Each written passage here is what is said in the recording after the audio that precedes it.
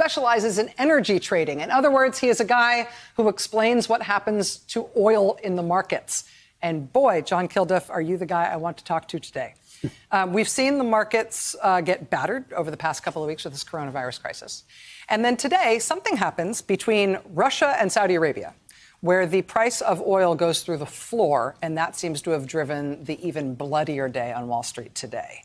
Is it a coincidence that this oil thing happened alongside the coronavirus thing, or are they related? I think the coronavirus was sort of the predicate to this breakdown between Saudi Arabia and Russian relationship regarding managing or trying to manage the oil market. Okay. And the Russians in particular, I think, have seen the U.S. shale and other producers nipping at their heels in terms of market share, particularly vis-a-vis China. As the Russians and the Saudis were meeting last week to determine how much oil production they should cut back, the U.S. posted yet another record week of oil production and, Rachel, another blockbuster, not another, but a blockbuster week of crude oil exports.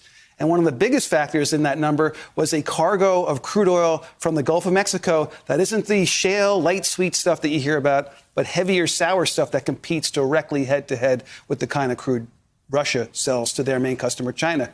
So Russia said, we've had it. And they told the Saudis as much. And the Saudis threw a hissy fit, basically, and went nuclear over the weekend. They said they were going to bump up their production next month over 10 million barrels a day. That's a lot. And they also gave huge discounts. Imagine going to, Walmart and getting a blue light special back in the day. Well, that's what's flashing over every Saudi oil tanker right now. They cut their selling price to all the major regions of the world by over $10 a barrel, which was just a feat that none of us in the market had ever seen before. And the idea is to make oil so cheap that Russia can't make any money doing it, so that Russia breaks Russia's will and Russia gets in line with OPEC the way they want to deal with the crimp in demand and what they want to do with production to address that. And I also have to say that the U.S. shale is in the crosshairs with that move, too, because nobody can come even close to competing with Saudi Arabia in terms of their cost of production. It's in the single digits. In the Permian, down in Texas, where this whole boom has been sprung up over the past number of years, they really have to have $50 a barrel. Maybe some of them can be as low as 40 or high 30s. It went below 30 today. Oh, yes, it went below 20. It went below 30 for a time overnight. It got as low as $27 a barrel at one point. So the idea, as the price comes down and as Saudi engineers the price to come down, are they trying to force bankruptcies in the U.S.? You can't really force the Russian oil industry to go bankrupt because it's the Russian state.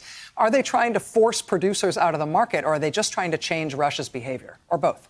I think they would be more than happy to get Russia back in the fold, but also be somewhat happy to do some damage to the higher cost U.S. shale producers, to wring out some of that excess capacity. For years now, Saudi Arabia has been carrying the load in terms of trying to balance this oil market and keep prices at a decent enough level for all of them to sort of be happy and keep the home fires burning and come close to meeting what are called their fiscal budgets, their fiscal break-evens for crude oil. Not the cost of production break-even or where they make money, but the money they need to support all their government programs and keep everybody happy. This is a time that, if Saudi was ever going to do this, this is a time when the world is over a barrel for them doing it. But they could have done this at any time. Any time at all. They have the market share. They have the market power. This is, for students of history that I know probably watch your show, this is right out of Rockefeller's playbook, the beauty rose theory, where you just low ball price the competition and wipe them out. That's what the Saudis have the power to do in this market, and that's what they're doing right now.